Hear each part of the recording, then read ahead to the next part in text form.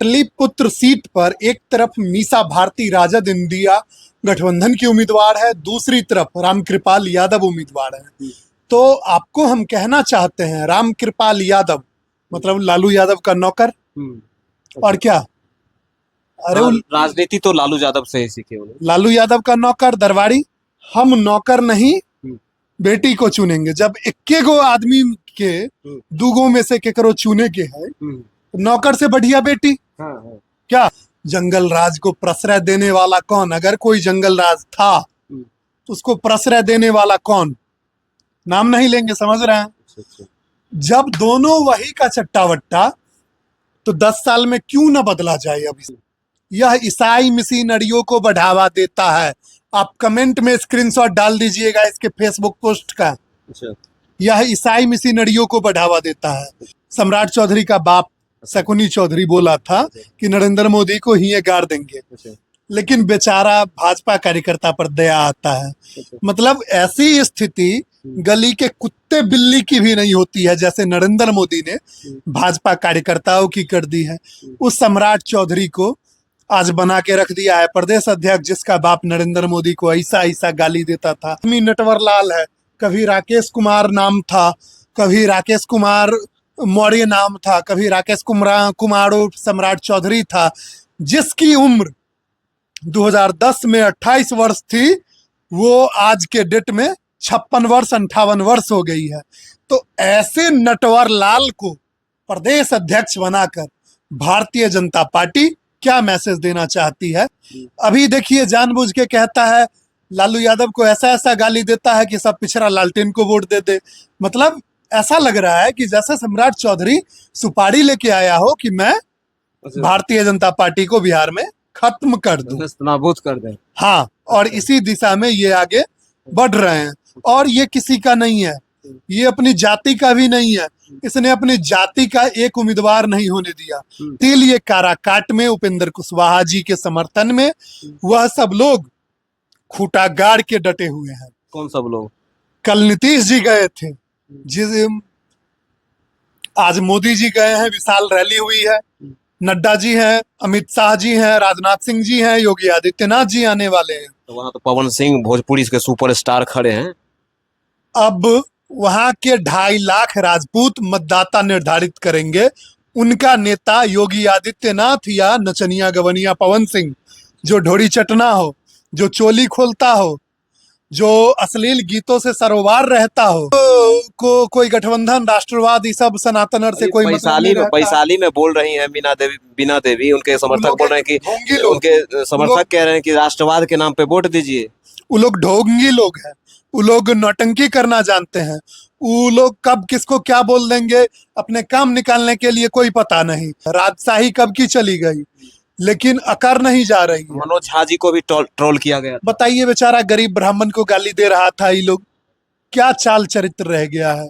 और आपको कह देते हैं कि इन लोगों ने जिस तरह से कुआं की बात कह के दलितों, पिछड़ों, अल्पसंख्यकों को अपमान करने का काम किया है, इन लोगों की राजनीति की अब द एंड हो गई है। इनके साथ अब कोई समाज नहीं जुड़ेगा। ब्राह्मण को भी नहीं दे रहे हैं, आनंद मिश्रा जैसे पढ़े लिखे लोगों को बक्सर में नहीं दे रहे हैं। वहां जिसको ये लोग वैशाली में जंगल राज कह रहे हैं, वहां राजद के उम्मीदवार सुधाकर को वोट दे रहे हैं। अच्छा, आपके समाज से भी एक उम्मीदवार है वहाँ, तो दूसरे तीसरे नंबर पे हमारे ही समाज के रहने वाले हैं। अच्छा। एक नंबर पे सुरेंद्र यादव है। हालांकि हमारे एक उम्मीदवार रहते तो हो सकता था कि वो एक नंबर पे रहे। गिरिराज सिंह एक नंबर का गिरी आदमी है। अच्छा। हाँ, वह आशुतोष जी को समर्थन करने से पहले सोचना चाहिए था एकता मंच के लोगों को। 2020 में बछवाड़ा में उनकी बीवी के खिलाफ भी चुनाव प्रचार में वो आया था। अरुण कुमार जी को जब 25-26 तारीख को एकता मंच वाले मिलने गए, उस समय ही कह देना चाहिए था कि अब हम आ रहल छियो, तू नहीं लड़। बिल्कुल भाई, बिहारी आईपीएस को, पंडित जी को धमकी दे रहे हैं कि तोरा उठा के हम आसाम ले जाओ। ए भाई, वो बिहार के हैं, ब्राह्मण तो पूजनीय होते हैं, ब्राह्मण है। तू आके आसाम से धमकी देगा कि हम उठा के ले जाएंगे पंडित जी को? यहाँ का दलित पिछड़ा अगरा सब चुप रहेगा? तोरा एहन बेईमान भ्रष्टाचारी बड़बोला बेशरम लोग जो किसके लिए कब क्या बोल दे, जिसको कोई सेंस ना हो, ऐसे लोग को सबक सिखाएगा। बक्सर से आनंद मिश्रा जीतेंगे। नमस्कार, आप देख रहे हैं सीबी न्यूज बिहार। मैं हूं अभिमन्यु ठाकुर और अपने सहयोगी शिवम सिंह के साथ इस वक्त मौजूद हूं समस्तीपुर में। समस्तीपुर की ये धरती है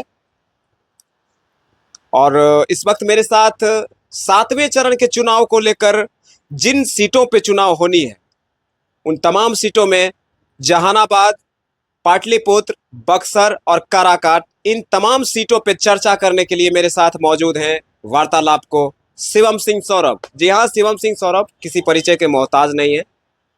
उत्तर बिहार में भूमिहार की राजनीति, भूमिहार से जुड़े सामाजिक राजनीति, राजनीतिक राजनीति को लेकर अपना पक्ष सदैव मीडिया में रखते रहते हैं और अपने पक्ष को लेकर सदैव समाज के बीच बने रहते हैं। इस वक्त मेरे साथ मौजूद हैं, इनसे आइए बात करते हैं क्या कह रहे हैं उन तमाम सीटों को लेकर। सबसे पहले शिवम सिंह सौरभ जी, आपका स्वागत है। नमस्कार आपका और आपके दर्शकों का, और दर्शकों से अनुरोध है इस चर्चा को आप लोग आगे बढ़ाते रहे ताकि अधिक लोगों तक पहुंचे, और जो साथी मेहनत कर रहे हैं, इतनी दूर से रिपोर्टिंग कर रहे हैं, तो थोड़ा उत्साह बनल रहे हैं। बहुत बहुत शुक्रिया आपका। क्या लग रहा है, 4 सीटों पे 7वें चरण में चुनाव है, चारों सीटों में क्या रहेगा, राजनीतिक तासीर क्या रहेगी? सत्ता पक्ष आ रहे हैं या सत्ता पक्ष की विदाई हो रही है, माहौल बदल रहा है? हम चर्चा शुरू करेंगे पाटलिपुत्र सीट पर। जी। पाटलिपुत्र सीट पर एक तरफ मीसा भारती राजद इंडिया गठबंधन की उम्मीदवार है, दूसरी तरफ रामकृपाल यादव उम्मीदवार है। तो आपको हम कहना चाहते हैं, रामकृपाल यादव मतलब लालू यादव का नौकर, और क्या, अरे हाँ, राजनीति तो लालू यादव से ही सीखे उन्होंने। लालू यादव का नौकर दरबारी। और हम कहेंगे पाटलिपुत्र के लोगों को, अगर, और पाटलिपुत्र के लोग भी इस बार कह रहे हैं कि हम नौकर नहीं बेटी को चुनेंगे। जब 21 गो आदमी के 2 गो में से केकरो चुने के है, नौकर से बढ़िया बेटी क्या? और वैसे भी पाटलिपुत्र पटना के इलाकों में जंगल राज को प्रश्रय देने वाला कौन? अगर कोई जंगल राज था तो उसको प्रश्रय देने वाला कौन?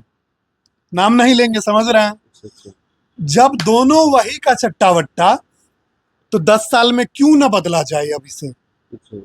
और इसके बदलने के पीछे वाजिब वजह है, यह ईसाई मिशनरियों को बढ़ावा देता है। आप कमेंट में स्क्रीनशॉट डाल दीजिएगा इसके फेसबुक पोस्ट का। यह ईसाई मिशनरियों को बढ़ावा देता है। तो हम इस चीज को टॉलरेट कैसे कर ले? हम बिहारी लोग हैं, हम सभ्यता संस्कृति से चलने वाले लोग हैं। हम जरूर चाहते हैं कि दलित भी आगे बढ़े, पिछड़ा भी आगे बढ़े, अगरा भी आगे बढ़े, अल्पसंख्यक भी आगे बढ़े, लेकिन हम ये थोड़े चाहेंगे कि अब पश्चिमी सभ्यता जो एक असभ्य सभ्यता है, वैसे लोग, वैसी चीज आगे बढ़े यहाँ।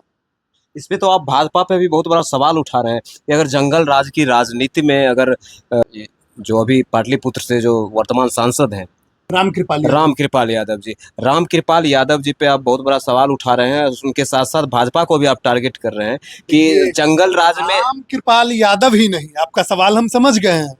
सम्राट चौधरी का बाप 2014 में क्या बोला था कि नरेंद्र मोदी को गाड़ देंगे, यादें होगा, वीडियो भी वायरल है।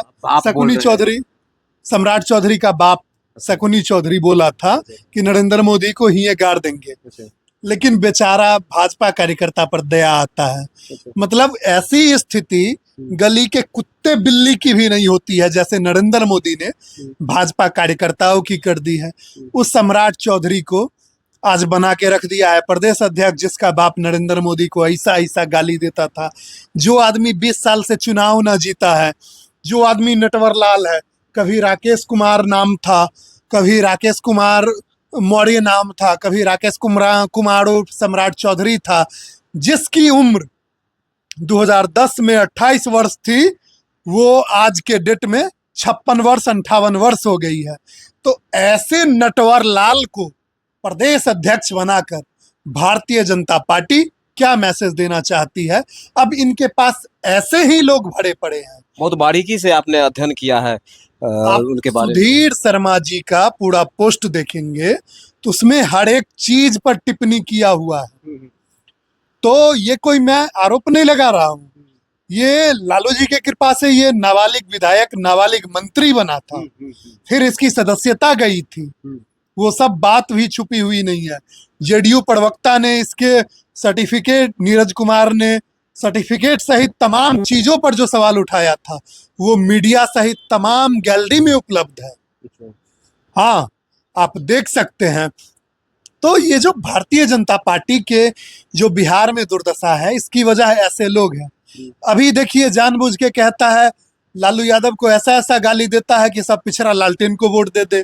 मतलब ऐसा लग रहा है कि जैसे सम्राट चौधरी सुपारी लेके आया हो कि मैं भारतीय जनता पार्टी को बिहार में खत्म कर दूं, नाबूद कर दें। हाँ, और इसी दिशा में ये आगे बढ़ रहे हैं। और ये किसी का नहीं है, ये अपनी जाति का भी नहीं है। इसने अपनी जाति का एक उम्मीदवार नहीं होने दिया। एक उम्मीदवार बने भी बेचारे उपेंद्र कुशवाहा, उसको हराने के लिए पूरा राजपूत लॉबी से साठगांठ करके पवन सिंह को ला दिया। वैसे क्या कहता है, सम्राट चौधरी जी का ही काम है। अब भाई जान रहे हैं, वो चाहता है कि हम एक छत्र राज करें, तो कैसे बर्दाश्त करेगा कि दूसरा कुशवाहा आगे बढ़ जाए? हाँ, मतलब कुशवाहा जाति में ही मतलब दो मत हो रहा है। इसीलिए इसके चाल चरित्र को नरेंद्र मोदी तमाम सेंट्रल टीम समझ चुकी है। इसीलिए काराकाट में उपेंद्र कुशवाहा जी के समर्थन में वह सब लोग खूंटा गाड़ के डटे हुए हैं। कौन सब लोग? कल नीतीश जी गए थे, जिस आज मोदी जी गए हैं, विशाल रैली हुई है, नड्डा जी हैं, अमित शाह जी हैं, राजनाथ सिंह जी हैं, योगी आदित्यनाथ जी आने वाले हैं। तो वहाँ तो पवन सिंह भोजपुरी के सुपरस्टार खड़े हैं। अब वहां के 2.5 लाख राजपूत मतदाता निर्धारित करेंगे उनका नेता योगी आदित्यनाथ या नचनिया गवनिया पवन सिंह, जो ढोरी चटना हो, जो चोली खोलता हो, जो अश्लील गीतों से सरोवार रहता हो, कौन? ये वहां का समाज तय करेगा। और दूसरी बात, वहां 2.25 लाख भूमिहार मतदाता है जो पूरी ताकत से, चूंकि नौकरी वाली दीदी किरण प्रभा का नॉमिनेशन रद्द हो गया है, तो पूरी ताकत से कुशवाहा समाज के नेता, कुशवाहा के बेटा, पिछड़ों के बेटा उपेंद्र कुशवाहा के साथ खड़ा है भूमिहार समाज। तो मतलब कहने का मतलब है कि राजपूत समाज जो है, क्षत्रिय समाज, वो कुशवाहा मतलब एनडीए गठबंधन के जो उम्मीदवार हैं उनके साथ नहीं जा रहा है। नहीं जा रहा। इसके पीछे कारण क्या है? कारण है कि वो लोग को कोई गठबंधन, राष्ट्रवाद, ये सब सनातनर से कोई मतलब नहीं रहता। वैशाली में बोल रही हैं बीना देवी, उनके समर्थक बोल रहे हैं कि उनके समर्थक कह रहे हैं कि राष्ट्रवाद के नाम पे वोट दीजिए। वो लोग ढोंगी लोग हैं, वो लोग नौटंकी करना जानते हैं। वो लोग कब किसको क्या बोल देंगे, अपने काम निकालने के लिए कोई पता नहीं। आज 2020 में कैसे लालू के शरण में लवली और चेतन गिरल था, वो कोई छुपल बात नहीं है। लालू यादव ने उसकी राजनीति को जिंदा किया। आज देखिए कैसे पीठ में छोरा घूप दिया। मतलब आपका कहना है कि राजपूत समाज जो है राजनीतिक रूप से अवसरवादी है? अवसरवादी है ही, और इस बार वह राजनीतिक शून्यता के कगार पे जा रही है और दोबारा कभी नहीं उठेगी। सामंतों का कुआं में पूरा गंदा पानी भर चुका है, अब उस गंदा पानी को कोई लेना पसंद नहीं कुआं करेगा। वाली बात बोले आप। आज से 3-4 महीने पूर्व चेतन आनंद ने एक ट्वीट किया था, राजपूतों का कुआं जो है ठाकुर का कुआं कह के एक मतलब सुर्खियों में आ गए थे। क्या कहेंगे? देखिए, वह लोग एकदम मानसिकता से बहुत ही घृणित लोग हैं। राजशाही कब की चली गई, लेकिन अकर नहीं जा रही है। मनोज झा जी को भी ट्रोल किया गया। बताइए, बेचारा गरीब ब्राह्मण को गाली दे रहा था। ये लोग क्या चाल चरित्र रह गया है। और आपको कह देते हैं कि इन लोगों ने जिस तरह से कुआं की बात कह के दलितों, पिछड़ों, अल्पसंख्यकों को अपमान करने का काम किया है, इन लोगों की राजनीति की अब दौइंड हो गई है। इनके साथ अब कोई समाज नहीं जुड़ेगा। काहे जुड़ेगा?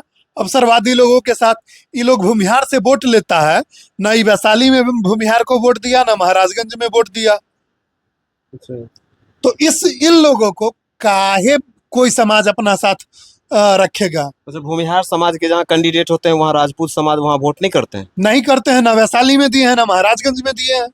और भूमिहार समाज राजपूत समाज को और वोट करता है? दूसरा, ब्राह्मण को भी नहीं दे रहे हैं। आनंद मिश्रा जैसे पढ़े लिखे लोगों को बक्सर में नहीं दे रहे हैं। वहां जिसको ये लोग वैशाली में जंगलराज कह रहे हैं, वहां राजद के उम्मीदवार सुधाकर को वोट दे रहे हैं। अच्छा, वहां ये राष्ट्रवाद पे मिथिलेश तिवारी के लिए ना सवार है, ना अच्छे आदमी आनंद मिश्रा के लिए सवार है। तो ये लोग बिल्कुल राजनीतिक रूप से अवसरवादी हैं। इन लोगों का राजनीतिक अस्तित्व इस बार द एंड हो गया है।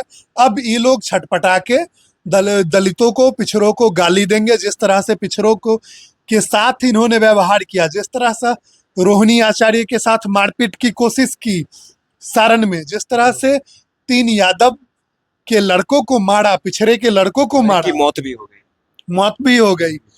तो अब इनके साथ कोई समाज नहीं जुड़ेगा, इनकी राजनीति का खात्मा हो गया है। जहानाबाद के बारे में क्या ख्याल है? बड़ा ही अच्छा सवाल। जहानाबाद में 1 नंबर पे सुरेंद्र यादव, उनके किस्मत में लिखा चुका है। 4 तारीख को सर्टिफिकेट मिलेगा। सुरेंद्र यादव जहानाबाद के सांसद का सर्टिफिकेट लेंगे। 4 नंबर पे पहुंच गए हैं चंदेश्वर चंद्रवंशी। नीतीश और अशोक चौधरी और विजय चौधरी की राजनीति के कारण बाकी दूसरा तीसरा नंबर पे फाइट है, और उस नंबर पे कौन आएंगे हम टिप्पणी नहीं करेंगे। आपके समाज से भी एक उम्मीदवार है वहाँ? तो दूसरे तीसरे नंबर पे हमरे ही समाज के रहने वाले हैं। अच्छा। 1 नंबर पे सुरेंद्र यादव है। हालांकि हमारे एक उम्मीदवार रहते तो हो सकता था कि वो 1 नंबर पे रहे, लेकिन चूंकि अब 2 उम्मीदवार है तो सुरेंद्र यादव 1 नंबर पे रहेंगे। आप बुरा ना माने तो मैं एक प्रश्न करूंगा। यहाँ पे एक प्रश्न ये रहेगा कि भूमिहार ब्राह्मण एकता मंच, जिसके राष्ट्रीय अध्यक्ष आशुतोष कुमार हैं, बेगूसराय में समर्थन भाजपा के गिरिराज सिंह को करते हैं। गिरिराज सिंह के लिए उनके तमाम समर्थक वोट गिराते हैं और गिरवाते भी हैं। लेकिन वही गिरिराज सिंह जहानाबाद में जाके चंद्रवंशी जी के लिए प्रचार करते हैं।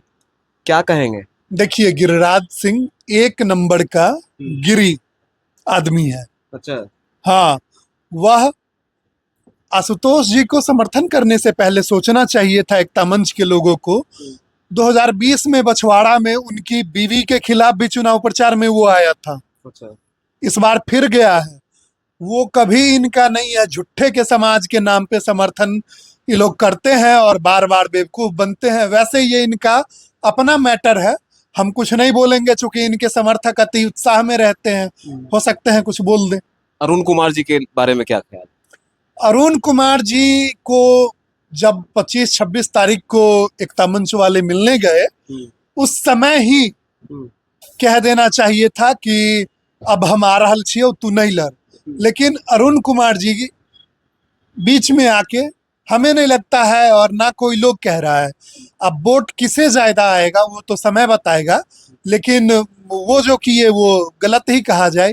अब चारों तरफ से घूम के फिर जो आप ड्रामा कर रहे हैं, ये एक अच्छा मैसेज नहीं जाता है। और एक लोकसभा क्षेत्र आ रहा है जो कि 7वें चरण में चुनाव वहाँ होना है, बक्सर लोकसभा।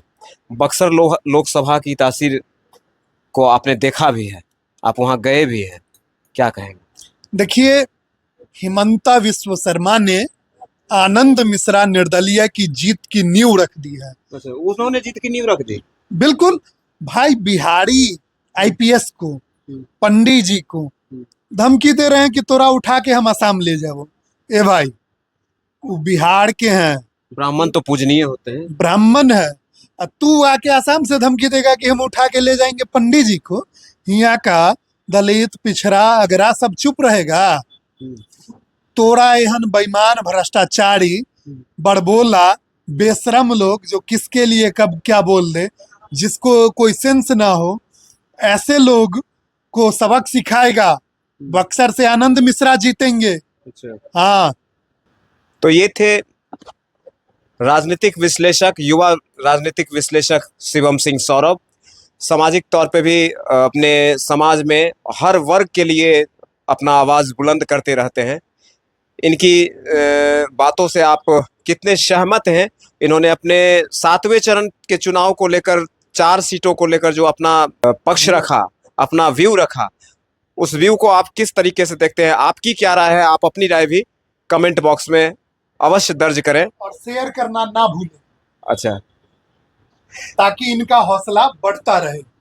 तो शिवम भाई जी ने जो बोला है, हम भी आपसे करबद्ध निवेदन करना चाहेंगे कि आप हमारे चैनल को प्यार दें और दिन पर दिन हम आपको एक से बढ़कर एक खबरें दिखाते रहेंगे और आपको समसामयिक मुद्दों पे आपको कृषि से संबंधित भी जानकारी देंगे और हर एक बिजनेस से भी जुड़े टिप्स हम आपको देते रहेंगे। अब तक के लिए बस इतना ही। अपने सहयोगी शिवम सिंह के साथ अभिमन्यु ठाकुर, CB न्यूज़ बिहार, समस्तीपुर।